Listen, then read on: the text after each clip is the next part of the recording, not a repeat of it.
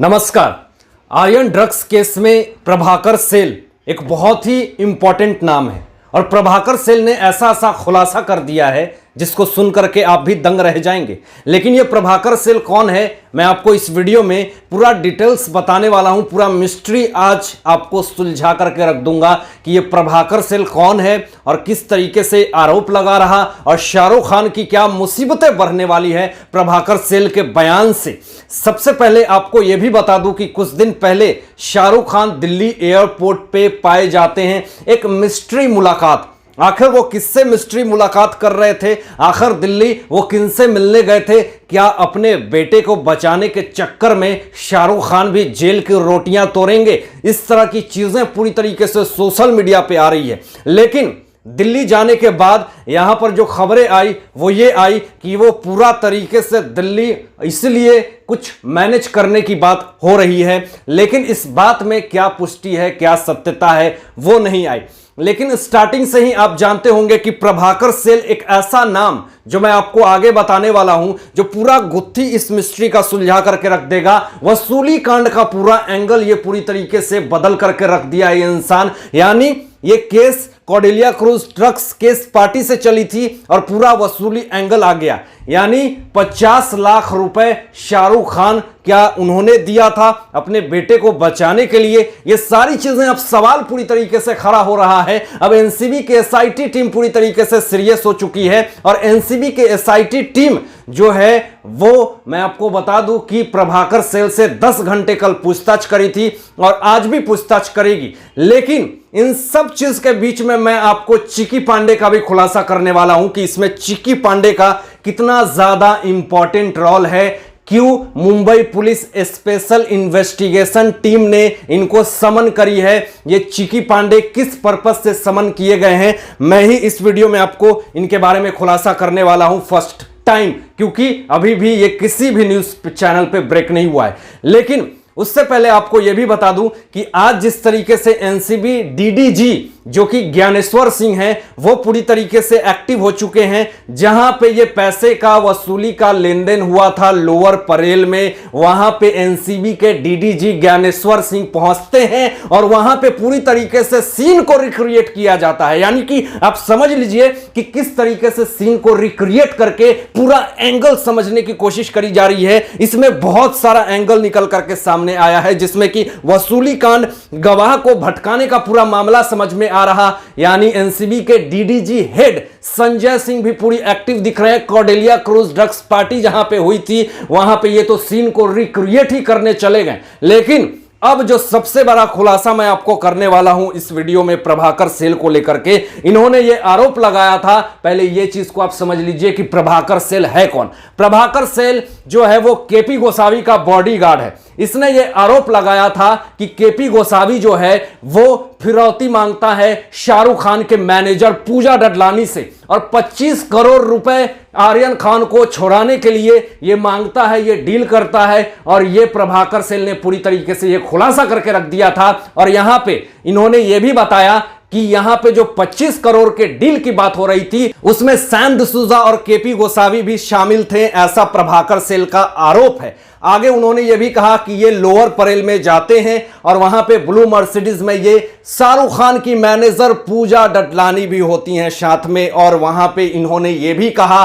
कि 25 करोड़ में deal final होने वाली थी, लेकिन पूरी तरीके से 18 करोड़ में डील को फाइनल कर दी गई और 50 लाख रुपए टोकन अमाउंट में दिया गया। और उस वक्त केपी गोसावी जो हैं वो समीर वानखेड़े से भी बात करते हैं और ये कहते हैं कि समीर वानखेड़े को भी 8 करोड़ रुपए देनी है। लेकिन अब इसी बीच में चिकी पांडे का नाम कैसे आ गया है, क्यों मुंबई पुलिस एसआईटी टीम ने इनको समन करी है, इस बात को समझ लीजिए। यहां पर सैम डिसूजा से चिकी पांडे का नाम सामने निकल करके आया था। यह बहुत बड़ी खबर है, बहुत बड़ी खुलासा मैं कर रहा हूं। यहां पे सैम डिसूजा ने नाम लिया था चिकी पांडे का और चिकी पांडे ही ऐसा शख्स है जो कि 50 लाख रुपए लेकर के वो आते हैं फिरौती देने के लिए, गवाह को भटकाने के लिए और पूरी तरीके से आर्यन खान को जमानत दिलवाने के लिए। यहां पर पूरी तरीके से आप समझ लीजिए कि चिकी पांडे जो हैं वो शाहरुख खान के काफी ज्यादा करीबी हैं। चंकी पांडे के भाई हैं और अनन्या पांडे आर्यन खान के पूरी ज्यादा करीबी हैं और ये ड्रग्स का इंतजाम करती हैं। तो ये क्या जो पूरा मामला निकल करके सामने आ रहा है, ये पूरा एक्सटॉर्शन और पूरी तरीके से वसूली का एंगल निकल करके सामने आ रहा है। लेकिन मैं आपको यह भी बता दूं कि यहां पे जिस तरीके से प्रभाकर सेल ने पूरी तरीके से एक्सपोज करके रखा कि जो सैम डिसूजा है, केपी गोसावी है, ये सारे लोग पैसे का पूरी तरीके से गलत लेन देन कर रहे थे।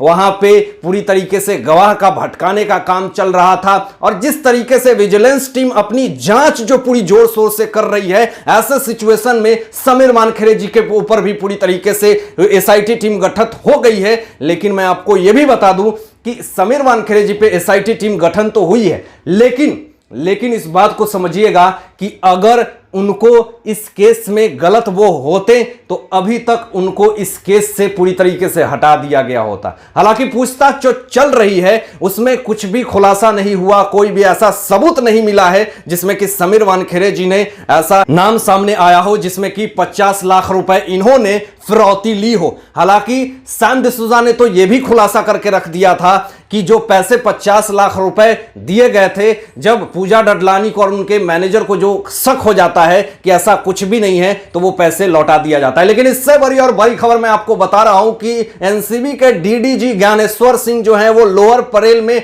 सीन को रिक्रिएट करने पहुंच चुके हैं और वहां पे सीन को रिक्रिएट करके पूरी तरीके से ये जांच कर रहे हैं कि किस तरीके से वो जो बड़ा होटल है जहां पे ये पूरा लेन देन हुआ था लोअर परेल में, वहां पे भी पूरी तरीके से सीन को रिक्रिएट किया गया है। अब देखते हैं कि इसमें और आगे जाकर के क्या बड़ा खुलासा होता है। क्या शाहरुख खान ने अपने बेटे को बचाने के लिए 50 लाख रुपए वसूली करने के लिए और 50 लाख रुपए छुड़ाने के लिए उन्होंने दिया था? क्योंकि 50 लाख रुपए एक ऐसा अमाउंट है जिसमें कि आप कानून को पूरी तरीके से खरीदने की कोशिश कर रहे हैं। अगर इसमें थोड़ा सा भी एक्सटॉर्शन वसूली का मामला अगर आता है तो हो सकता है कि पूजा डडलानी के ऊपर, शाहरुख खान के ऊपर और भी इसमें जुड़े बहुत सारे लोग हैं, उन सबको जेल जाना पड़ सकता है। और बहुत ऐसे ऐसे आरोप जो लग रहे हैं ये अपने आप में एक बहुत ही गंभीर है। अब जिस तरीके से प्रभाकर सेल ने 50 लाख रुपए वसूली देने का पूरा जो एंगल सामने लाकर रख दिया है,